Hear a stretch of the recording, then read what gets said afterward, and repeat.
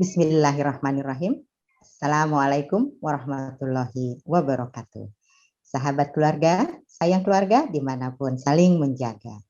Kita ketemu lagi dengan podcast Saga yang kali ini masih dalam rangkaian peringatan ulang tahun Republik Indonesia ke-76 dan kita menghadirkan tokoh-tokoh pemuda yang kita harapkan adalah menjadi tiangnya negara di kemudian sekarang dan di kemudian hari. Mereka ini telah berkiprah dalam dunianya masing-masing dan mereka berdua ini juga sekaligus merupakan pemenang dari generasi berencana atau yang sering disingkat dengan genre.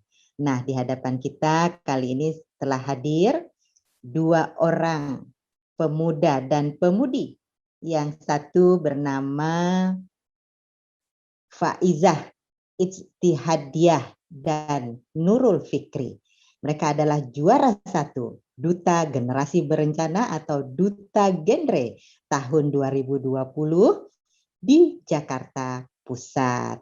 Ini tentu saja kita ingin tahu lebih banyak ya, apa Duta Genre, apa saja aktivitasnya, utamanya di tengah-tengah kita masih menghadapi pandemi dan sampai dengan saat ini masih dalam status PPKM level 4. Dan sebelumnya kita berkenalan lebih jauh dulu dengan kedua orang pemuda dan pemudi kita kali ini.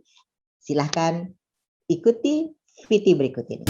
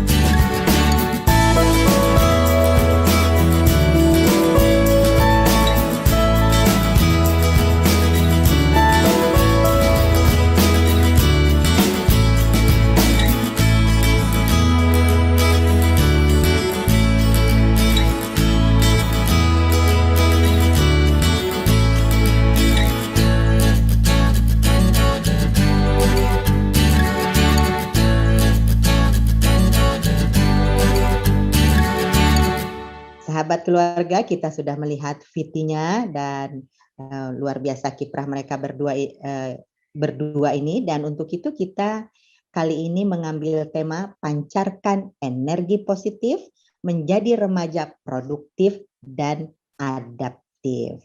Nah, untuk mengetahui bagaimana kiprah keduanya, kita bincang-bincang kepada kedua-duanya ini.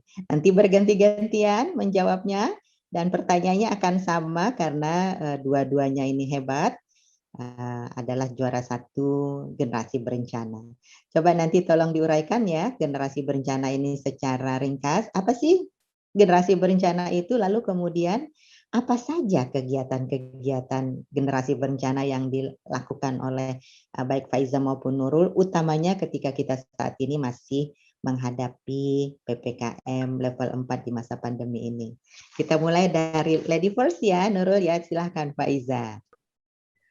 Oke, terima kasih Bu Kadis atas kesempatannya. Jadi di sini izinkan saya sedikit menjelaskan nih mengenai Duta Generasi Berencana atau Duta Genre. Nah, untuk Duta Genre ini dia merupakan orang yang mewakili dari PIK atau Pusat Informasi dan Konseling, di mana di Jakarta ini PIK sendiri ada di RMETA, itu untuk jalur masyarakat, dan untuk jalur pendidikannya itu ada di sekolah seperti SMA ataupun tingkat kuliah. Nah, melalui itu di sini tugas kita adalah mengedukasi para remaja mengenai 4 substansi dari genre ini nih Bu. Salah satunya adalah kesehatan reproduksi remaja. Seperti itu. Untuk kegiatan kita saat ini di DKI Jakarta, Duta Genre DKI Jakarta mempunyai kegiatan yang namanya GESIT, yaitu genre visit. Nah, di sini kita datang ke tiap wilayah, yaitu di Jakarta Barat, Jakarta Pusat, Jakarta Selatan, untuk memberikan edukasi kepada para remajanya, Bu. Itu kita juga melakukan media visit nih, Bu, ke radio, yaitu salah satunya kemarin kita sempat ke radio distrik, yaitu kita memberikan seperti berbincang bersama dengan hostnya, yaitu memberitahu mengenai gesit dan juga genre, dan juga bagaimana sih cara kita untuk mengikuti genre dan juga masuk ke dalam PI. Seperti itu, Bu, untuk gambaran singkatnya. Mungkin dari Bang Nurul Fikri bisa ditambahkan. Silahkan. Bagus ya tadi aktivitasnya, visit ke berbagai lokasi. Mungkin dari Nurul ada tambahan-tambahannya, silahkan. Oke. Untuk generasi berencana atau biasa disebut genre adalah representasi remaja, Bu. Bagaimana, ternyata Duta Genre ini representasi remaja saat ini. Karena remaja hadir 1/4 penduduk yang ada di Indonesia. Bagaimana sudah banyak remaja-remaja untuk terus bisa berkembang. Maka dari itu, genre di sini menjadi wadah bagi remaja untuk terus berkembang.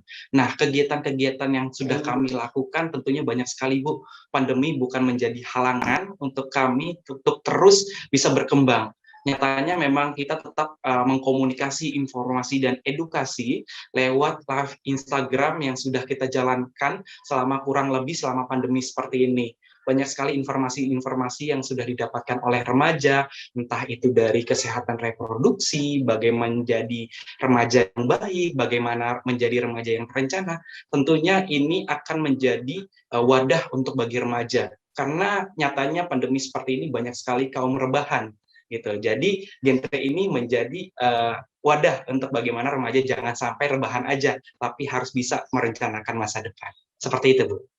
Intinya 2 orang remaja hebat ini bisa dijadikan referensi bagi remaja-remaja lainnya kalau ingin berdiskusi hal-hal yang berkaitan dengan kehidupan remaja, utamanya kehidupan reproduksi sehat. Karena memang dari penelitian itu terbukti sih, para remaja-remaja ini lebih banyak dan terbesar itu bertanya soal remaja ini dengan teman sebayanya, dengan teman remajanya. Nah, kalau ada rujukan remaja yang sudah teredukasi seperti ini dan siap menjadi referensi seperti ini, rasanya juga para orang tua, para sahabat keluarga yang mendengarkan acara ini juga menjadi tahu kalau anak remaja saya ingin berdiskusi kepada siapa ya? Oh, ini ada Faiza, oh ini ada Nurul, mereka adalah duta genre resmi yang sudah menang ya sebagai duta genre juara 1 di Jakarta Pusat. Nah, ini mereka berdua nanti bagaimana cara mengaksesnya kita akan sampaikan di akhir dari acara ini nanti. Tahan dulu. Dan sahabat keluarga dimanapun berada, kita bincang lebih lanjut lagi ya. Nah, ini kan 2 orang remaja ini bisa menjadi aktif semacam ini, lalu kemudian juga bisa menjadi panutan dan juga referensi, ini tentu saja ada kiat-kiatnya. Ini seperti apa ya kiat-kiatnya nih baik dari Faiza maupun Nurul, agar bisa terus aktif, terus menginspirasi dan juga tentu saja mengupdate hal-hal yang baru, hal-hal yang relevan saat ini dan juga menghindarkan diri dari hal-hal yang tidak baik itu seperti apa ya menjadikan diri menjadi aktif ketika pandemi juga masih melanda, namun tentu saja tetap menjalankan protokol kesehatan tentunya. Ini silahkan kita gantian mungkin sekarang boleh Nurul dulu, baru nanti Faiza. Silahkan Nurul. Oke, tentunya pandemi ini nggak bisa dijadikan alasan ya Bu untuk remaja ini aktif dan adaptif dengan kebiasaan baru yang sedang ada selama pandemi ini. Tentunya tips dan dari saya sendiri, remaja itu harus bisa memaksimalkan diri dengan apa yang sudah dimiliki potensinya masing-masing. Itu banyak sekali kita melihat bahwa di rumah aja tetap kita bisa memaksimalkan potensi. Seperti halnya memasak, seperti halnya kita bisa membantu orang tua, bahkan belajar secara online pun itu juga bisa. Sekarang juga di kebiasaan baru seperti ini, banyak sekali yang namanya webinar-webinar. Banyak sekali diadakan oleh organisasi-organisasi atau instansi pemerintah yang lainnya untuk kita terus berkembang. Jadi tips untuk remaja saat ini, ketika pandemi sedang melanda, tolong jangan sampai ini hanya untuk menjadi rebahan. Gitu. Jadi harus tetap kerja keras, harus tetap bisa adaptif dengan kebiasaan baru seperti itu. Seperti itu. Nah, jadi jangan genre, jangan generasi rebahan, tapi genre generasi berencana. Seperti Nurul dan Faizah ini. Ini tips untuk para remaja yang nonton ini dan juga orang tua ataupun oma opa yang memiliki remaja di rumahnya. Tolong kita ikuti nih tips-tipsnya dari generasi berencana yang dua orang ini, Nurul dan Faiza. Di tengah pandemi tidak ada alasan untuk menjadi genre generasi rebahan, tapi genre generasi berencana. Mungkin Faiza ingin menambahkan, silahkan. Setuju ya sama yang tadi udah disampaikan oleh Bang Nurul Fikri, bahwa kita karena adanya pandemi jangan dijadikan halangan untuk melakukan aktivitas. Malah di sini adalah kesempatan kita banyak di rumah nih. Kita bisa mengeksplorasi apa sih hal-hal yang kita suka. Dan selain itu, kita sebagai remaja dan juga para orang tua, kita akan mengikuti perkembangan dari teknologi. Nah, pada saat ini akan lebih baiknya ketika kita mengikuti perkembangan, tapi juga diikuti dengan pembatasan diri, supaya kita tidak menerima berita-berita yang tidak sesuai, penggunaannya tidak sesuai. Nah, makanya jadi ketika kita, apalagi ketika di rumah ini, pasti kita lebih banyak menggunakan teknologi nih ya Bu, seperti melalui webinar ini, lalu kegiatan-kegiatan sekolah juga dilakukan secara online. Nah, untuk tetap produktifnya, kita mengetahui diri kita sendiri, yaitu lebih memahami, terus juga kita melakukan hobi-hobi nih.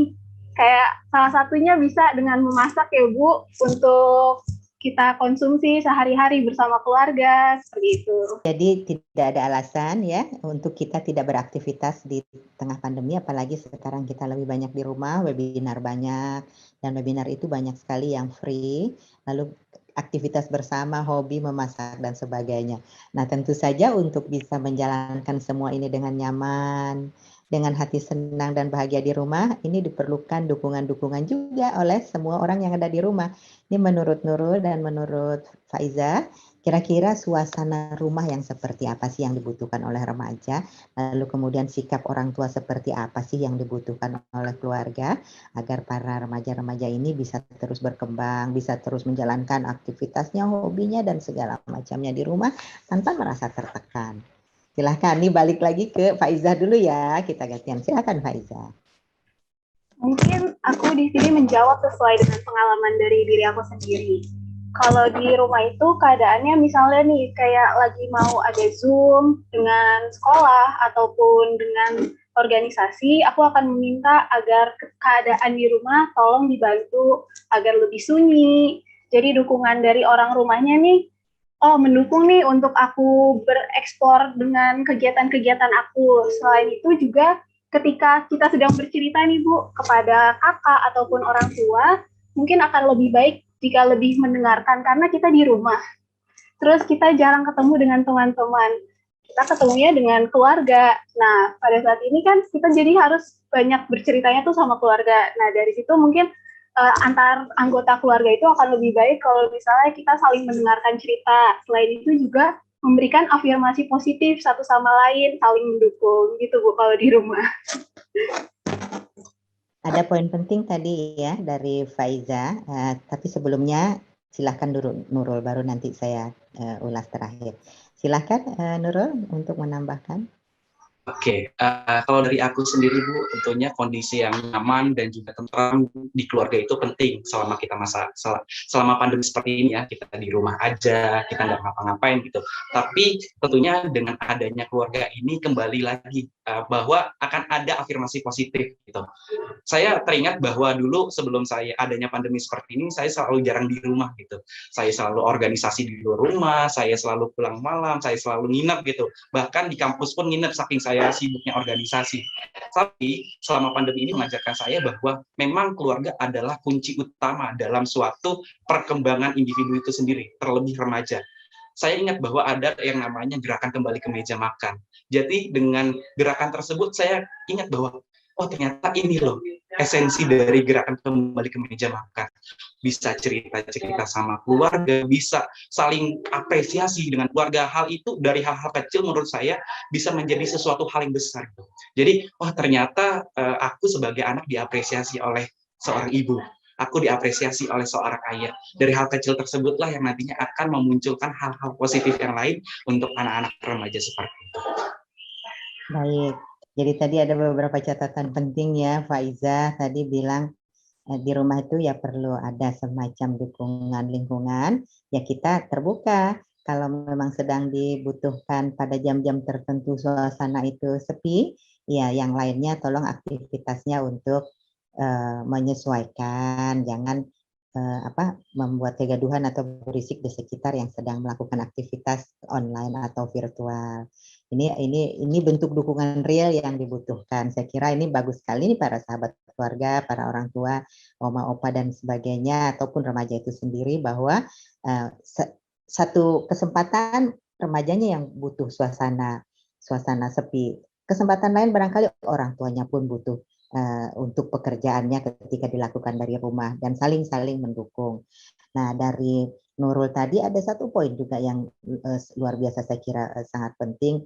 Ibaratnya sejauh apapun kaki melangkah, ketika di luar sana terjadi badai, terjadi topan, terjadi cuaca yang tidak diinginkan, terjadi gangguan maupun ancaman, kembalilah ke rumah, kepada keluarga. Jadi kita kembali kepada titik nol perjalanan kita. Jadi titik di mana kita menimba ilmu, titik di mana kita membina kasih sayang, titik di mana kita semua saling berbagi, saling mengembangkan 8 fungsi keluarga, mulai dari ya fungsi segala macam fungsi yang ada, fungsi mulai dari kegiatan beribadah bersama, kembali ke meja makan tadi bersama, mengembangkan kasih sayang yang sempat barangkali kececer ketika sibuk semuanya, sampai nginep di kampus dan sebagainya tadi, dan sekarang diberi kesempatan untuk memupuknya kembali. Dahsyat ya, luar biasa. Hikmah di balik semua ini. Kalau kita ingin memanfaatkannya untuk hal-hal yang baik dan hal-hal yang berguna dan positif. Nah, kita melangkah ke yang berikutnya lagi. Ini generasi remaja, generasinya Nurul, generasinya Faiza. Seringkali ini di dalam seminar-seminar, webinar maupun talk show dan berbagai kesempatan diskusi-diskusi baik nasional maupun internasional, ini selalu saja menjadi tumpuan harapan bangsa-bangsa di dunia ya, termasuk kita di Indonesia. Dan kita di Indonesia ini menaruh harapan besar bagi generasinya Nurul dan Faizah ini agar di tahun 2045 nanti kita bisa mencapai yang disebut dengan generasi emas ya. Jadi dari sekarang kita merencanakannya. Ini persiapannya seperti apa agar Nurul dan Faizah ini dapat diandalkan ya, bersama tentu saja seluruh elemen remaja-remaja di seluruh Indonesia. Apa ini tips-tipsnya untuk mengajak yang lainnya agar siap untuk menyongsong generasi emas tersebut? Kita mulai dari Nurul terlebih dahulu. Silahkan Nurul. Oke, terima kasih Ibu. Untuk tips bagi remaja untuk kita menyongsong Indonesia Emas tahun 2045, tentunya kita harus adaptif Bu sebagai remaja. Terutama remaja nantinya ketika di umur Indonesia Emas 2045 itu akan menjadi salah satu pionir untuk kemajuan suatu bangsa. Maka dari itu remaja ini harus bisa adaptif dengan yang namanya life skill. Harus update terus bagaimana kemampuan yang ada di zaman ini kita harus kuasai. Entah itu public speaking, critical thinking, kita harus bisa coba melihat bagaimana situasi yang terjadi. Gitu. Jadi tipsnya untuk anak-anak remaja, jangan sampai kamu stuck di situ aja. Kalian harus bisa adaptasi dengan perkembangan zaman. Kalian nggak boleh ketinggalan zaman, karena zaman ini semakin maju, semakin modern, jangan sampai kalian tertinggal oleh zaman. Seperti itu, Bu. Ya, dilengkapi oleh Faiza, bagus ya. Tadi Nurul, silahkan Faiza. Ya, jadi selain itu dulu kita pernah mendengar tentang keluar dari zona nyaman.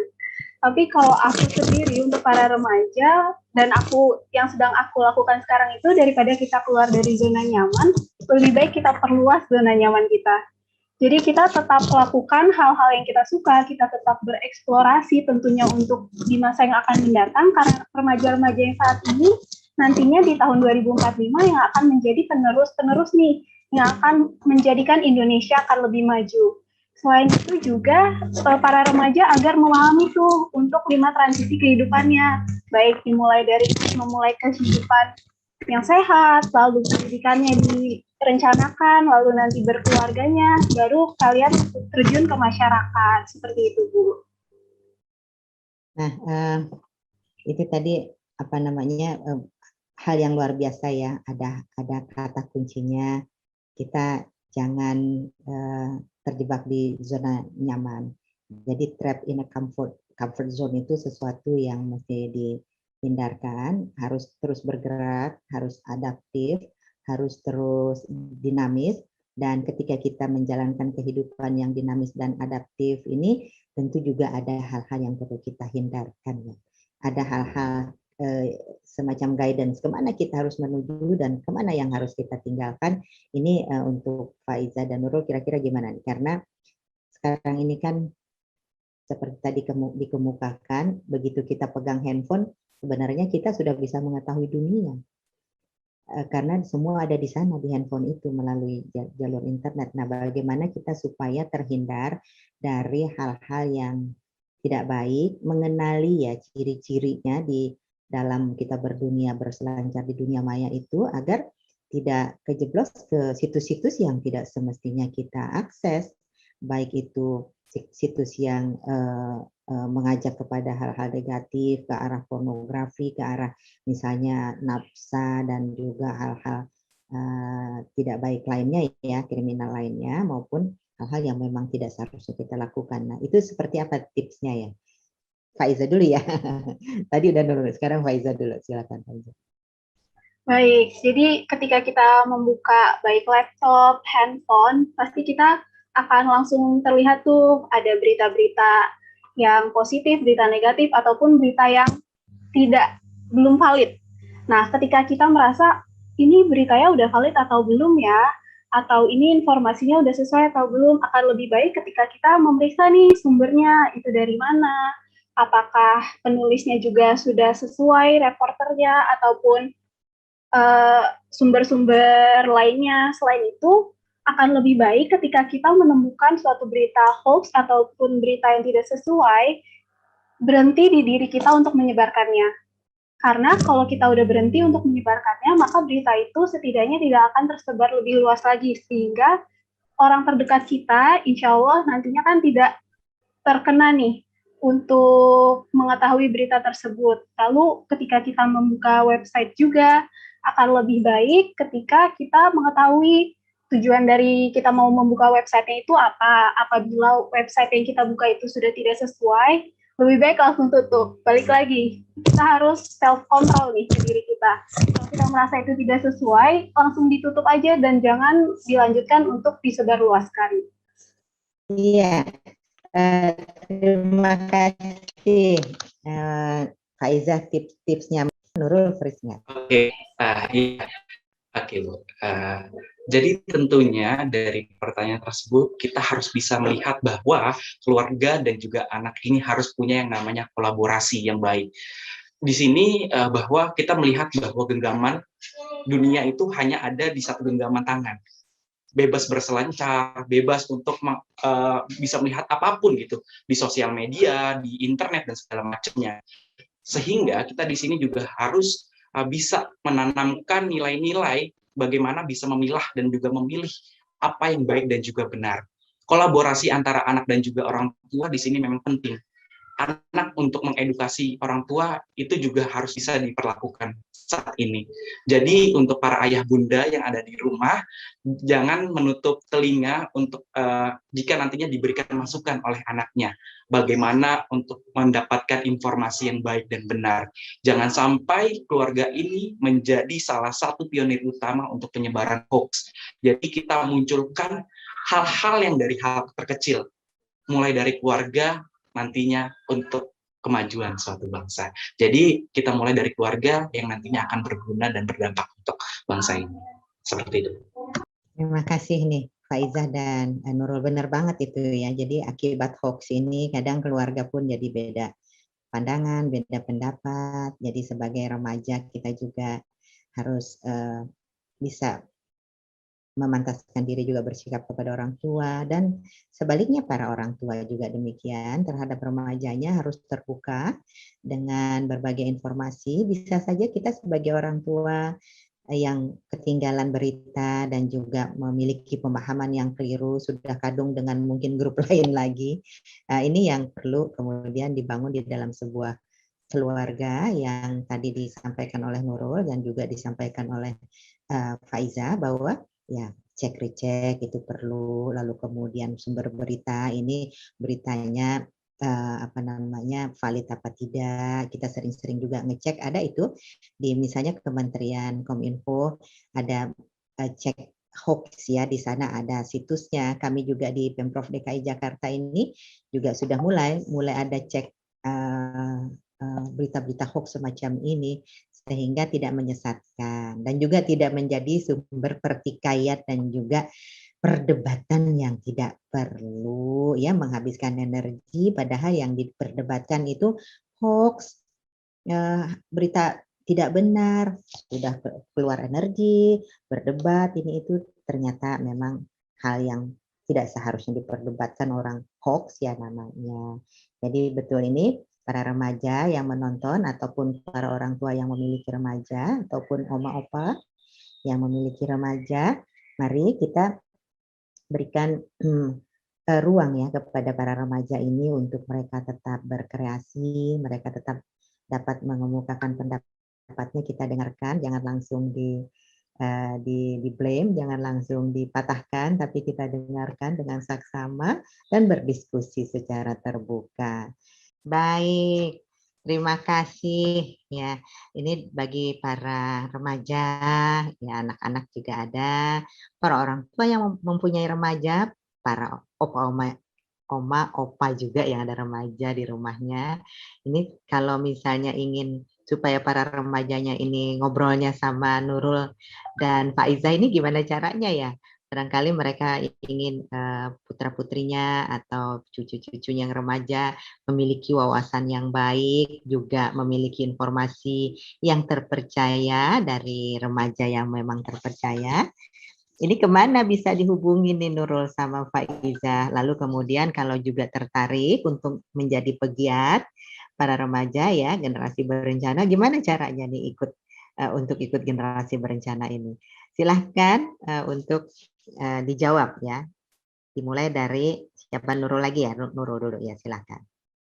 Bagi teman-teman remaja yang di Jakarta, aku berpesan bahwa banyak sekali tempat untuk kalian berkembang. Untuk teman-teman semua yang ingin tahu informasi baik dan benar dan bagaimana sih belajar untuk menjadi seorang genre yang baik dan benar, kalian bisa datang langsung ke pusat informasi konseling yang sudah tersebar di seluruh DKI Jakarta, bahkan seluruh Indonesia. Informasi konseling ini menjadi wadah untuk remaja untuk bisa berkembang, untuk bisa mewadahi dan juga minat dan bakatnya gitu. Dan juga pusat informasi konseling ini banyak sekali hal-hal yang bisa kalian kembangkan. Jadi teman-teman semua di sini bisa berkembang bersama pusat informasi konseling. Dan selain itu juga bagi teman-teman yang ingin menjadi duta genre, jangan lupa kalian harus gabung dulu ke PIK, baru nantinya kalian bisa menjadi seorang duta genre, menjadi representasi remaja yang ada di DKI Jakarta dan juga di wilayah kalian. Seperti itu, Bu. Baik, terima kasih. Dilengkapi oleh Nurul, barangkali oleh Faiza. Silahkan Faiza. Jadi kalau teman-teman mungkin bingung nih untuk PIK sendiri itu lokasinya ada di mana sih? Kita mau join tapi ini kita mau cari tahu tentang PIK itu dari mana? Salah satunya bisa ayah bunda, oma opa ataupun para remaja yang menonton podcast ini dengan membuka Instagram dan mencari PIK sesuai, misalnya saya saat ini di Kelurahan Cempaka Putih Barat, berarti PIK Cempaka Putih Barat. Nanti di situ akan muncul Instagram PIK Cempaka Putih Barat dan juga ada PIK lainnya. Setelah itu bisa langsung hubungi melalui DM ataupun nanti tertera nomor telepon ataupun email. Dan selain itu untuk benar tuh yang tadi udah disampaikan oleh Bang Nurul Fikri, jika ingin menjadi seorang duta genre, maka teman-teman harus bergabung di dalam PIK terlebih dahulu. Lalu kapan sih duta genre Jakarta ataupun duta genre wilayah itu buka pendaftaran? untuk tahun ini kita sudah alhamdulillah menjalankan yang di tingkat wilayah dan akan berlangsung ke tingkat kota. Untuk teman-teman yang ingin mendaftar mungkin tahun depan dan bisa juga dilihat melalui Instagram di Forum Genre Jakarta Pusat, Jakarta Selatan, ataupun di Forum Genre DKI Jakarta, yaitu Instagramnya genre_DKI Jakarta. Di situ akan ada banyak informasi seputar remaja, informasi mengenai kegiatan, webinar, dan juga kegiatan-kegiatan yang bermanfaat bagi remaja tentunya.